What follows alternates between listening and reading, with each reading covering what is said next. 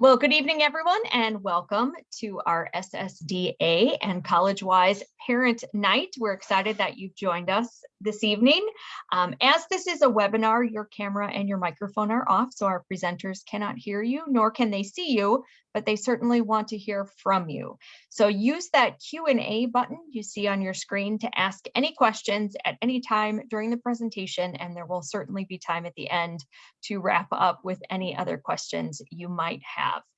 Tomorrow, your students will have the opportunity to do a virtual college fair, so we're excited to see them there. And if you'd like to review anything that gets said during this presentation, never fear, we are recording this, and those recordings will be available at strivescan.com/SSDA. So now that my housekeeping is done, I'd like to introduce our presenters and get them started. Take it away. Hi, everybody. Welcome to the best session of the night. I just wanted to give you a quick overview. Let me share my screen here. Most frequently stated statement of the year. Am I right? Okay. So here we are. You have entered into our presentation on how to build a college list and research those schools virtually. I know in this world of COVID, where students are in a modified learning center or learning system and hybrid learning, we've had to make some adjustments, and that also adjustments to your college list, depending on where you're located, where you were maybe potentially thinking about going out of state, staying close to home, and then obviously your exposure to that level of research and understanding some of those schools and communities virtually. So we want to touch on how you can do that best so you can still feel good and confident about your college list and get excited about going to college still. So what we're going to review in an overall agenda is a little bit about my background and Josh's background, my co-host here. And we're going to talk about college research in 3 different parts: how you can utilize and use social media to your best advantage, and then how to build a smart college list, a smart balanced college list. And we'll have a little bit of Q&A at the end if we have time, but we have a lot of great information we would love to share with you. So without further ado, I'm going to let Josh share a little bit about his background and about Verto Education. Thanks, Becky. Hey, everybody. I wish we could do this in person and I could see all your faces, but this will have to do for now. My name is Josh. I work for Verto Education. I work in consortium of about 60 universities that offer a study abroad semester, and I'm super excited to present with Becky and really help you navigate this ever-changing landscape we're in right now. So I'm excited to be here, and yeah, take it away. Back to you, Becky. Yeah. So Collegewise is an independent college counseling company across the U.S. We offer test prep services. We offer college counseling. I'm one of them. And we work with students all across the globe, but mostly here on the US side. So any questions about college counseling, test prep, etc., you can go to collegewise.com to learn a little bit more. But that's a bit about my background. And I've also been working in higher ed for 5.5, 7 years as an admissions counselor and regional rep, and then moved over to college counseling as a Collegewise counselor 2.5 years ago or so. So that's a little bit about my background. And Josh, why don't you kind of share a little bit more about your history and background too? Sure. And I'll try to cut myself off so I don't drone on too long here, because everybody likes talking about themselves, right? But my background is really in study abroad and student travel. So the point is there's a lot of options for you guys out there, and this just represents one of them. And with Verto in particular, lots of ways to navigate, again, this ever-changing landscape. So that's my background. I love traveling. I love international experiences, and yeah, that's why I'm here. Yeah, and we'll definitely get to talk a little bit more about some partnership programs that Verto has with a bunch of different universities and some ways to learn how to research even that. But essentially, as we frame our presentation today, I want to talk about what it actually means to approach this process thoughtfully with a level of engagement that is actually going to center you, the student, in the middle of this story, in this discussion about building a college list, being smart about it, and also thinking about your level of research and intentionality around gaining the information and data pieces that you need to make an informed and good and smart decision for you as a student and for your family. So thinking about your priorities. If you have a little notebook next to you or you have your note app, I would say as we go through our slides and presentation, I would love for you to jot down some of the priorities that come up that you think about as a point of reference. If it's going to be the priority of being close to home or being near a major airport so you can get to and from your hometown to your college town. It could be more about financial fit. It just depends on what is a priority to you as a student and then you as a family. For those of you parents who are also working through this process, if you're a first-time parent going through this process, or if you've already had a couple of your students already go through this process, priorities change, as you know, depending on your child, depending on their needs and what type of educational experience they imagine themselves being a part of and contributing towards in college. School offerings. Each individual college has their own characteristic, their own style, persona. When you walk on a college's campus, you can get a clear sense of, oh, this is the type of community they are. When you start looking at how the buildings are set up, where the residence halls are located, what students like to do on the weekends or during the evenings, you get a really good sense of what this school is offering. So we're going to talk about how you research that in tangible ways online, how to ask some smart questions about some of those softer details that maybe you're not going to read about from a data standpoint as you research schools. But again, school offerings are so important because you want to find that match, that fit, as we call it at Collegewise, where your priorities and your needs and the school offerings come together, and so beautifully in this little graphic, a heart to center you in this process to find that right fit for you and your family. So a few questions that I would love for you to start mulling over, thinking about as we go through college research is, one, what are you looking for? And now this question is directed to my students. I know parents sometimes get into this process a little bit more and they feel like they're going to college, but the reality is your student is the one going to college. They're going to show up to class. They're going to get to know their professors. They're going to go to games. I mean, I'm sure you'll go to some games with them, but it is the student earning this process and degree as they think about going to college. So what are you, students? What are you looking for? What are your non-negotiables? What are the pieces that you think about that you're like, man, I really want to make sure that the university or college that I attend has these and these qualities and characteristics, or it has study abroad programs that I can participate in my junior and senior year. I want to make sure that it has a really strong environmental science bachelor's of science program, or I would really love to be a part of the volleyball team, etc. What are those non-negotiables? So start jotting those things down. And as you jot them down, think about which ones you would prioritize at the top of your list and at the end of your list. What are those deal breakers? Students, if you're looking for a community that reflects your identity, that supports who you are and who you want to become, those are probably really important deal breakers you need to be on the hunt for. You need to understand and look for. You want to go to a college where you truly feel like you can blossom and flourish into more of who you want to become, who you imagine yourself becoming. So think about those deal breakers. And then, are there any limitations? Is location going to be a limitation for you? Is financial fit also going to be a factor of limitation to you, etc.? So think about those pieces to be smart, objective, and to start with, what are your non-negotiables? What are you looking for? All right, to this first element for our college research. Part one, kind of as we start at a high level overview, you have some really great free resources. I don't know if you've heard of Google, but Google is a master at getting you some of the important, essential, relative information that maybe you're looking for particular colleges. When you start looking at colleges, one of the first things that my students love to look at is the campus, the actual physical space of where am I going to be walking to and from? What is the local, street down the road look like? Is it a suburb? Is it rural? Am I going to walk past some cows? You want to look through some of those elements and really see, does it speak to your experience, what you imagine for yourself at a college? I have some students who say, I want to join a sorority and I want to be a part of a specific type of service project on the weekends. And I really want to gain internship shadowing experience at a local hospital. Okay, so then from there, you start thinking about location of certain cities. You look at where Greek life exists and where there might be local hospitals that are close enough where you don't have to drive 20, 30, 40 minutes, an hour away to gain shadowing experience or to gain an internship. So think about the location. Look up Google Images, go to uvisit.com. They do a really great job of giving you like a 360 panorama view of college campuses.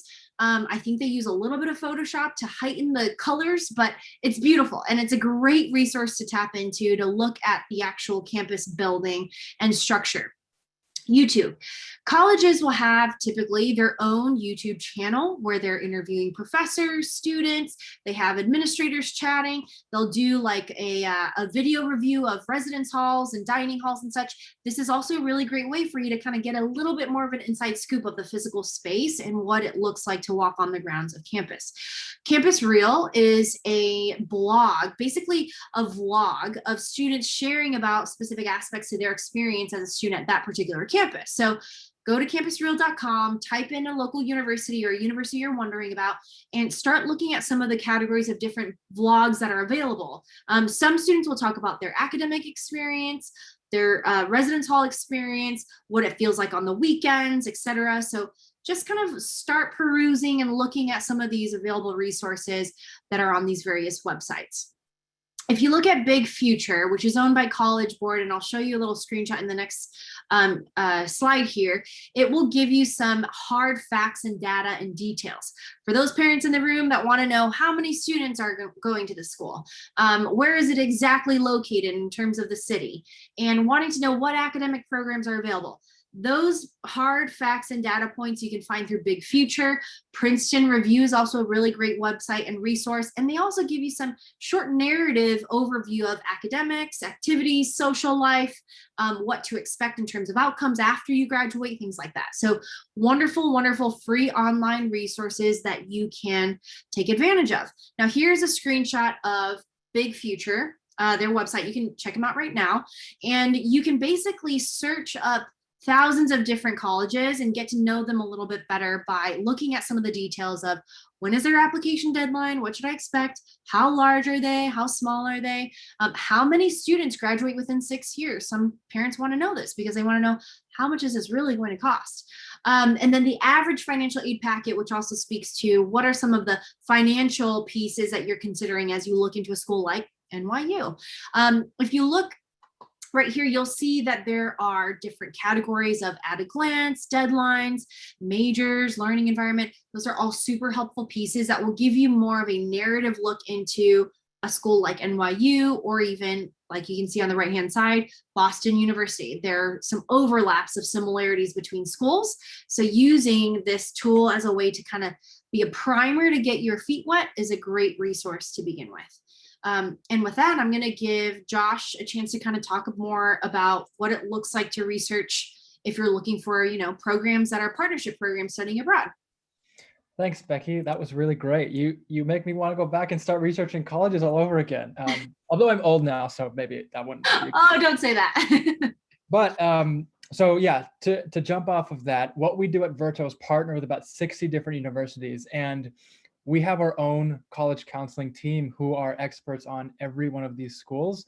And not only are we helping students find the right fit in terms of what academic interests they have, but everything Becky talked about, like what are you passionate about? What are your deal breakers? What type of feel are you looking for? A consortium like Verto Education can really help you hone in on just what type of university might be a good fit for you.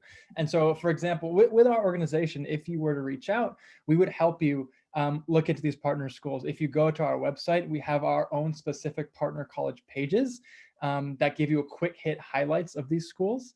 And it can really give you a glimpse on what those schools look like. And with Verto in particular, you can actually apply to get into these universities too. And that's a whole different pathway we could go down. I won't do that right now. But the point for you guys to know is that there are people and organizations out there like Verto who can help you hone in on specific universities, so you don't have to reach out to those schools directly. You can go through us and we'll help you find the best fit based on who you are. Yeah. Over to you, Becky.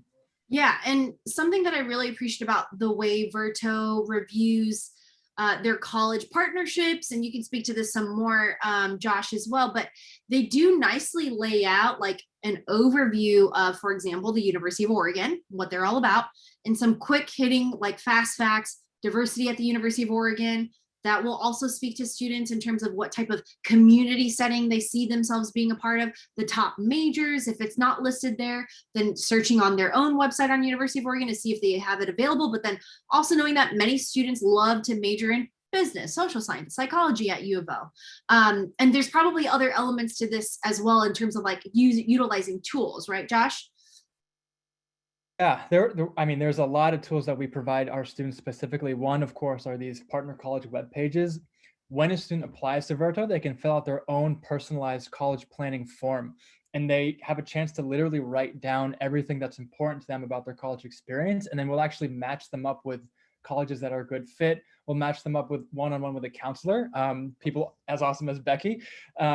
Maybe a little bit less awesome than Becky because she's great, to really just help you understand what it would mean to be a U of O student and the majors that might be a good fit for you that they offer, plus what you're interested in. So that's a great tool, the college planning forum, these pages, and really just using the people as great resources too. So yeah. I feel like there's so much to be said about, people who work in education like us.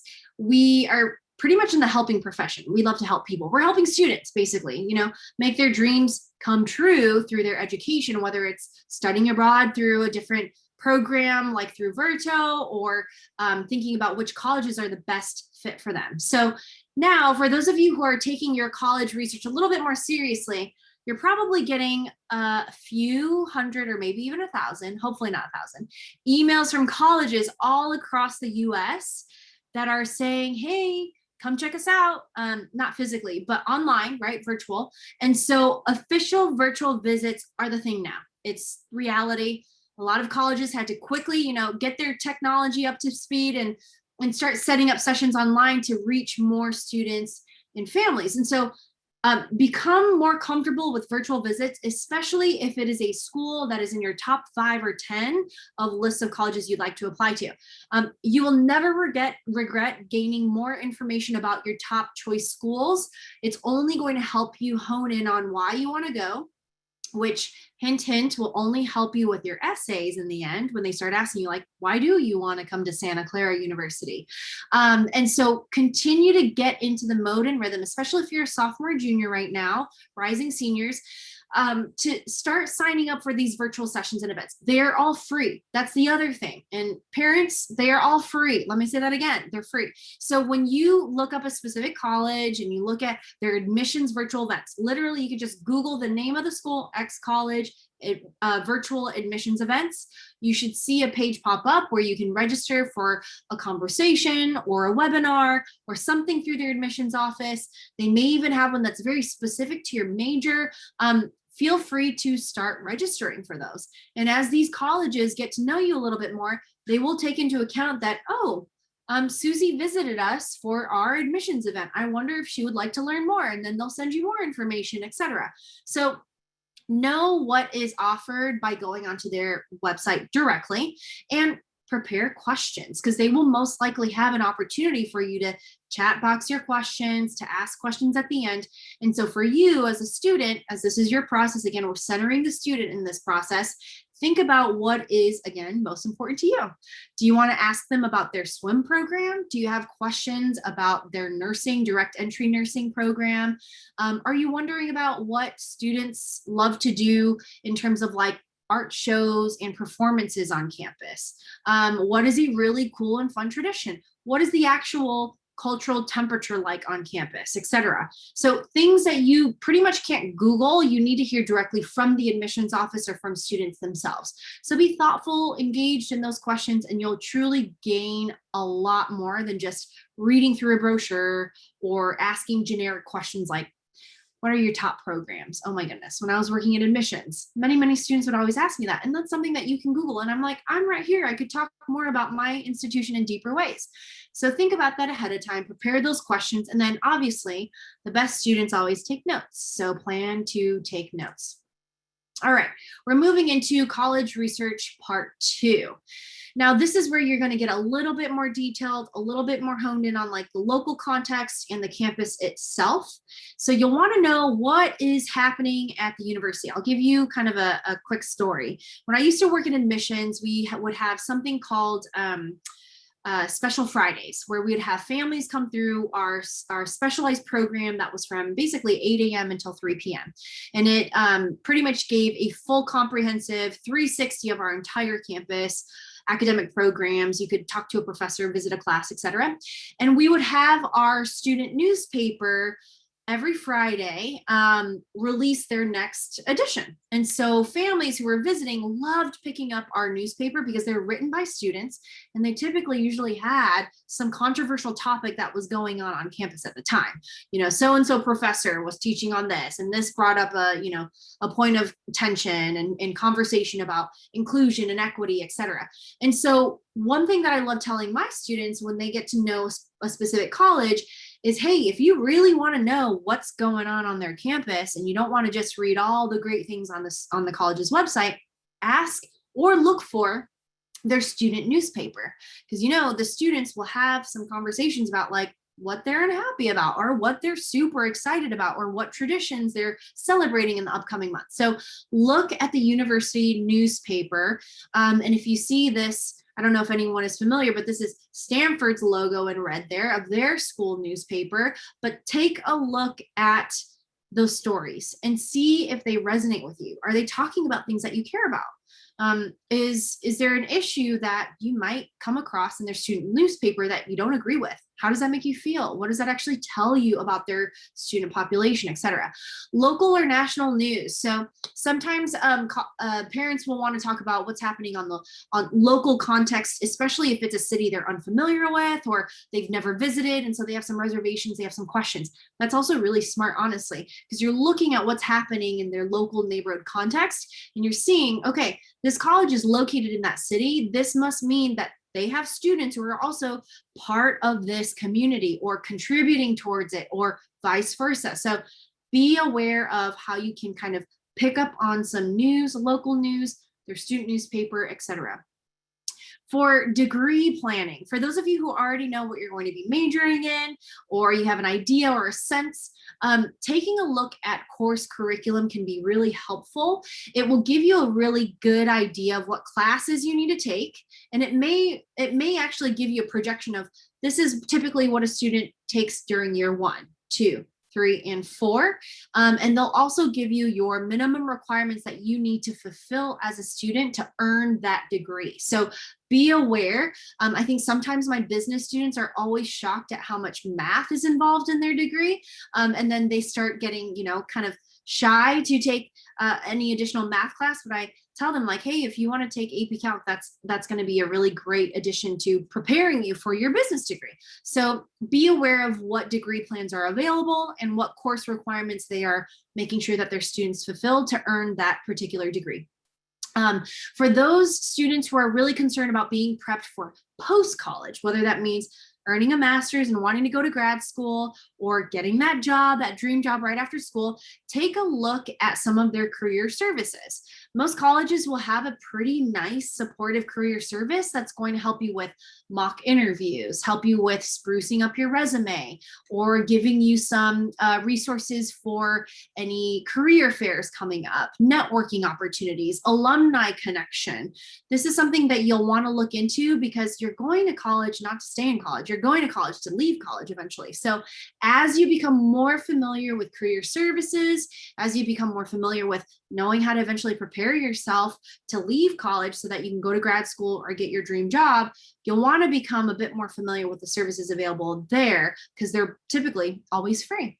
Alumni networks can be a very, very, very helpful piece to the process as well. I know there are thousands of schools across the US that really have strong alumni networks that provide students a little bit more of a connection of getting to know a particular business or an industry, and can also be an opportunity for you to interview someone to get to know, like, what do you actually do in the day in and day out if you're considering a particular career that maybe they're a part of. And then joining an alumni chapter once you graduate is also helpful as well to stay connected. and to swap names and to get to know some of the other alumni that are locally located in your chapter as well. As you think about master's programs, for those of you who are thinking of pursuing something after college or wanting to even just get some hands-on research, this is also a great way for you to think about, is undergraduate research available to me?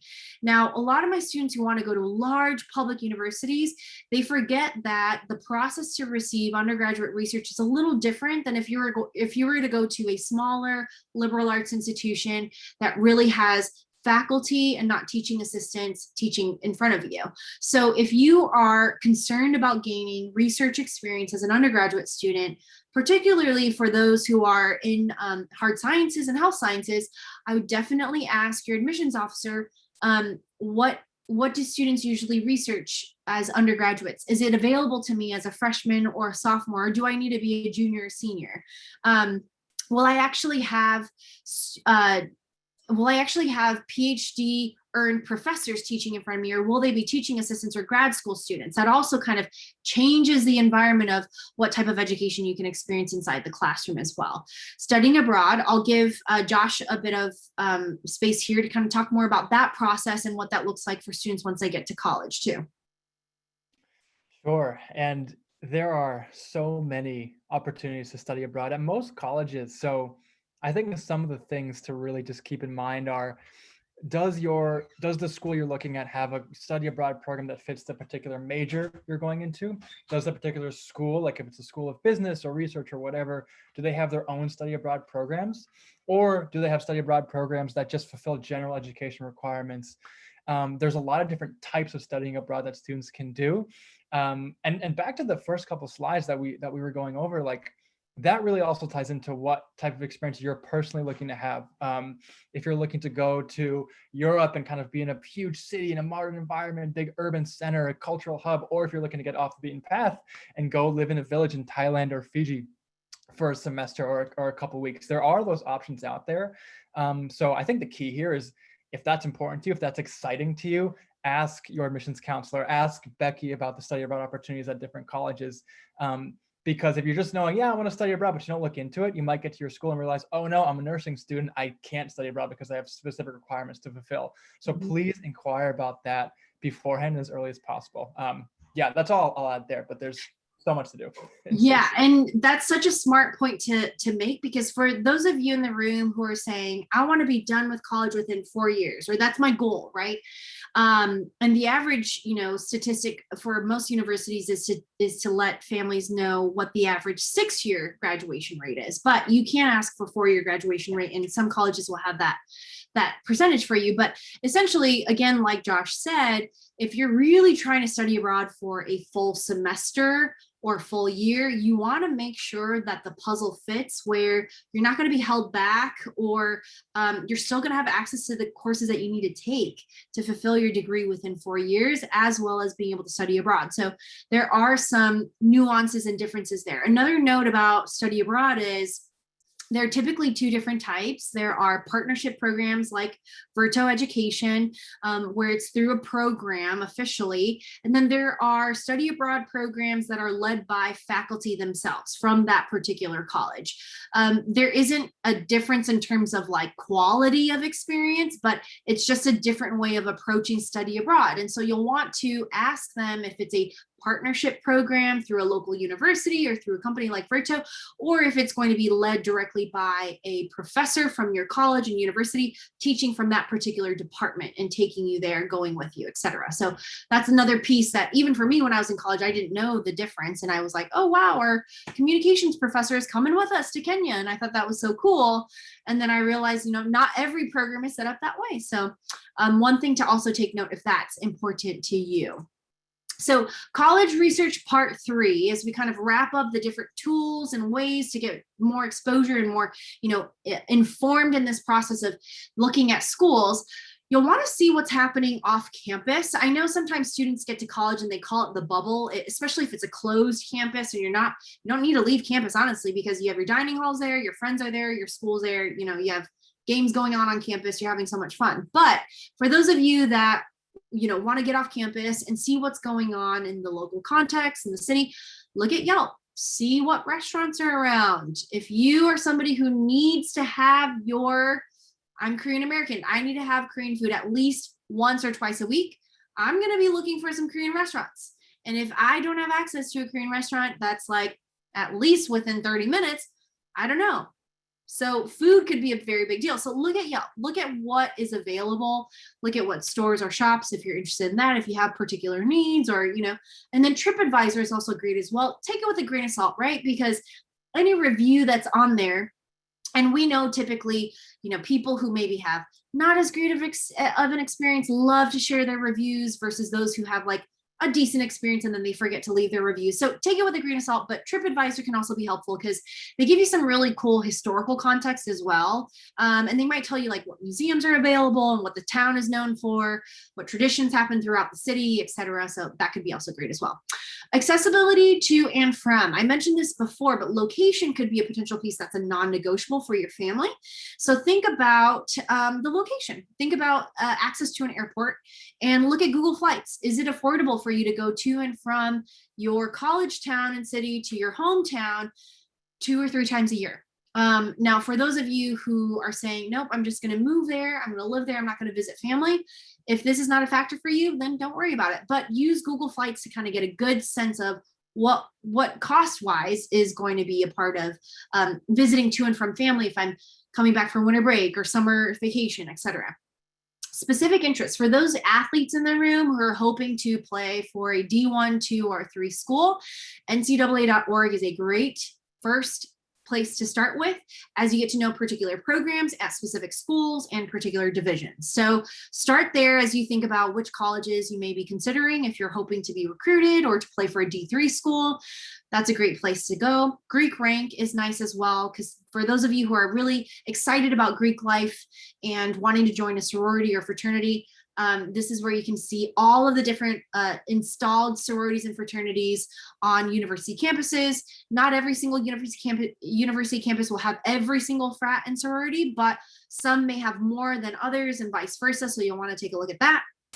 And Unigo, which I have a little screenshot right there, the University of Richmond, is kind of a nice one-stop shop overview of ratings by students and faculty and staff. So this is truly coming directly from community members.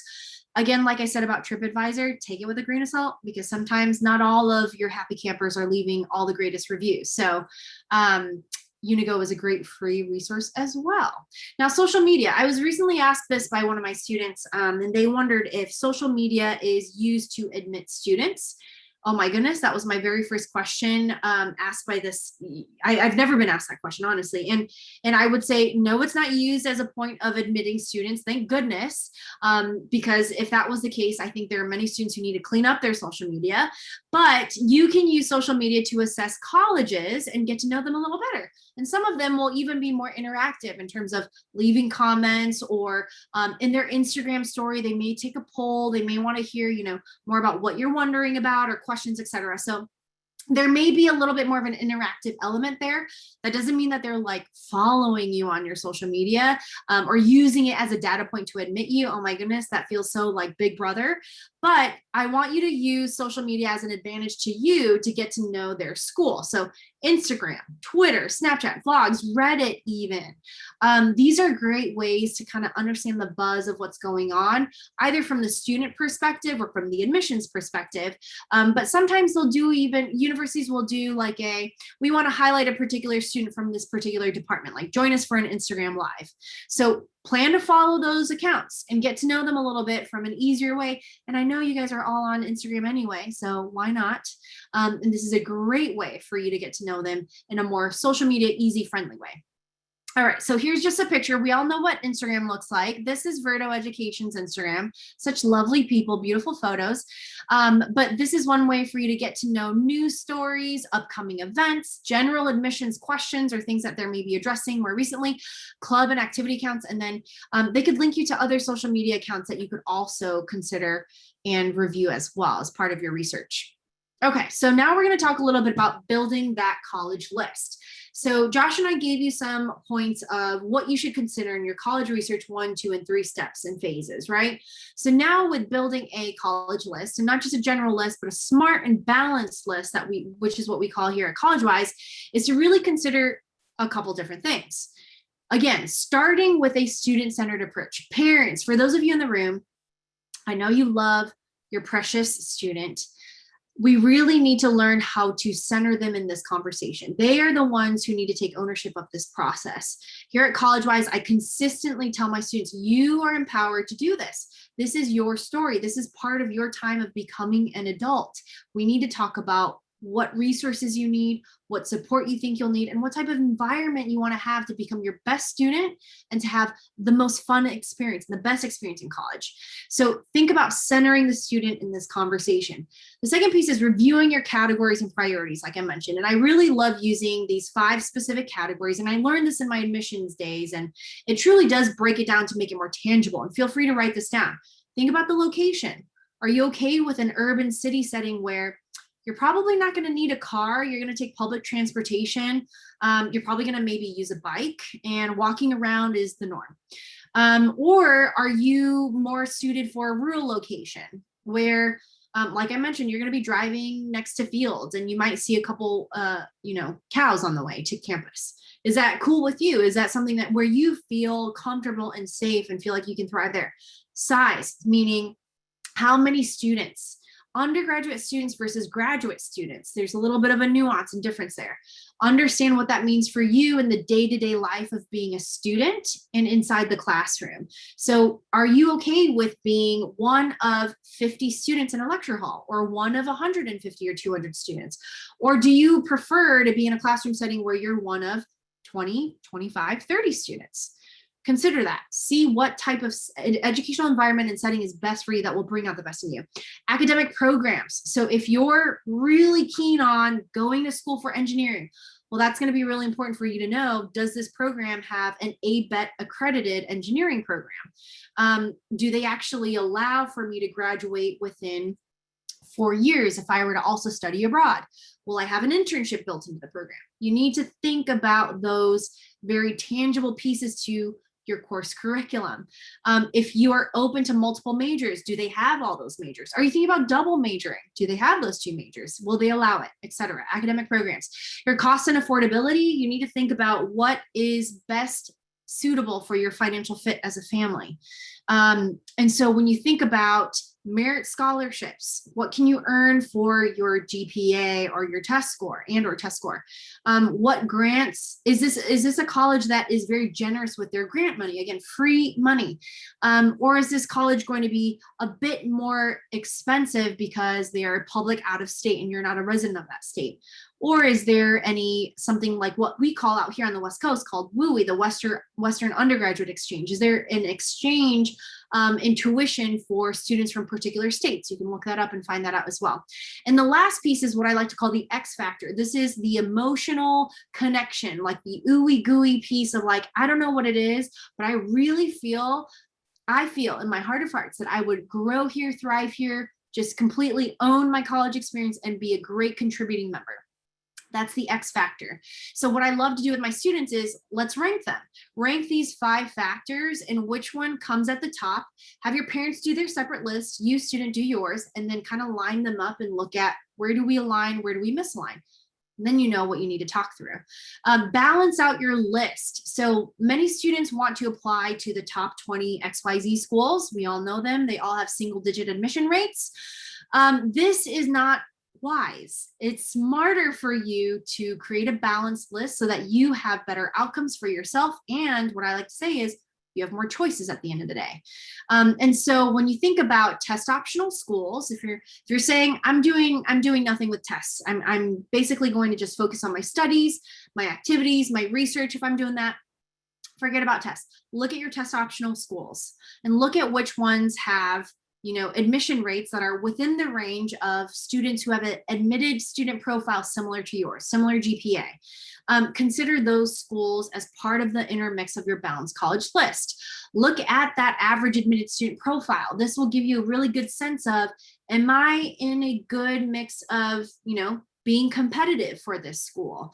Do I have a similar GPA or test score to these students who are being accepted? It's not the end all be all litmus test, but it's a good place to start. Be prepared for specific programs to be more selective. These are your traditional computer science, engineering programs, typically biology, honestly, nursing, and we've seen a little bit more of an uptick in some even psychology programs because many students all of a sudden want to study psychology. And so that just means the sheer influx of applications coming in, not every university can accept all of them. So think about that level of nuance of which major or program you're going for and how competitive it might be at that particular school. So that's a little bit on how to build a smart college list. A quick word about college rankings.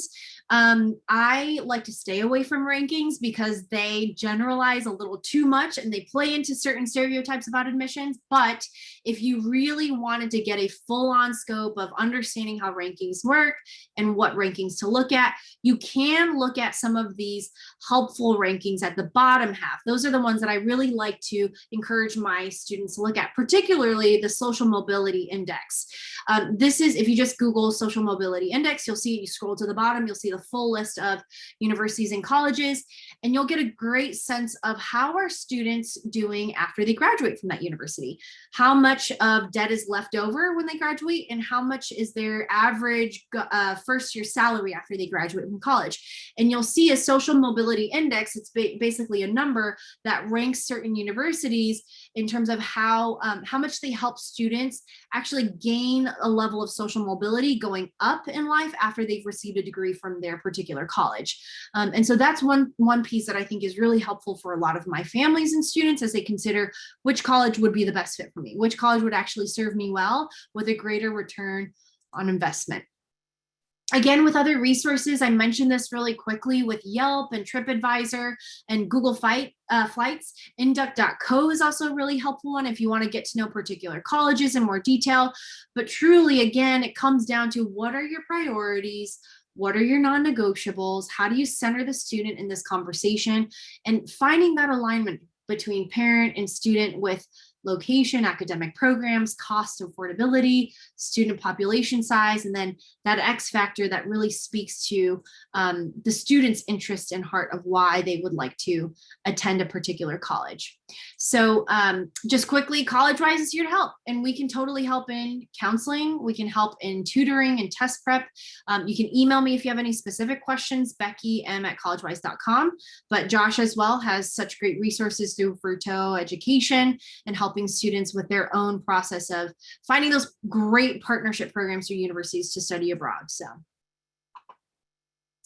I think now we'll transition into a little bit of Q&A if people have any questions, and have my Q&A chat box up.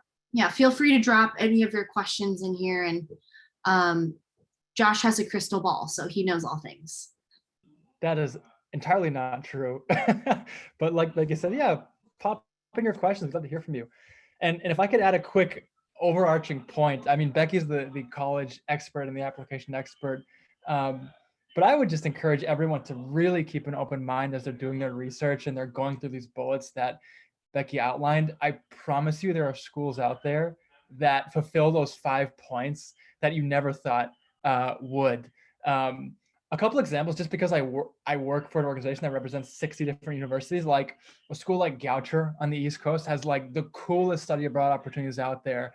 DePauw in the Midwest has amazing internship opportunities, and they're so career focused. And I think just keeping an open mind from maybe what your preconceived notions about what the best fit school is or the best degree program is will only benefit you. So that would be my 2 cents if it means anything at all here. No, that's totally, I mean, you're spot on. I think part of the process when you're working as like, you know, working with high school students and the families who maybe even this is like your first time going through this process, it feels kind of daunting because you're like, oh my goodness, there's so many schools. As long as you're open-minded to learning about new schools and really recognizing that fit is more important than prestige, to be quite frank and honest, you will see how much more your student will thrive at a place when you think about their fit, when you think about their academic fit, social fit, activities, their particular program, et cetera. So, and you'll probably have more of a balanced college list that's more favorable in the end. So that's where we really like to continue to, counsel our families, advise them, help them, support them in that way. I'm not seeing any questions coming through, so I don't know if that's a good thing or a bad thing, but Your presentation. Julie, you're back. I'm back. We have about a minute left. So, there's one question in the Q&A. As soon as I said we have a minute left, up it Perfect. popped. Okay, is there a way to research a list of good vocational schools, not like the ones that have a campus in every state, but ones that key into special areas of interest? Okay, so I'm guessing this means like non-four-year traditional schools, is that right? So vocational schools, yes, okay, so vocational schools are also a really great option for those of you that are looking for more trade schools. They will typically, you'll want to start with your local junior college and see what specific programs they have. So type in Google and look at local junior colleges, see what specified programs they may have that speak to your students' particular interest, and start from there. Well, fantastic. I know there are probably more questions, and certainly I would love for you guys to be able to answer those, but we are at our time limit. So on behalf of SSDA and Collegewise and StriveScan, we want to thank you for joining us tonight. When you click out of this session, you will see a very quick 4-question survey. If you could take a moment, answer those questions, help us improve our offerings for future students and maybe even yourself. Certainly your students have that opportunity, like I said, to do the virtual college fair tomorrow. And if you want to go back and reabsorb any of this amazing information from Josh and Becky, go right to strivescan.com/SSDA and you will find not only a recording of this panel, but of all of our panels. So again, thank you for joining us and have a wonderful evening.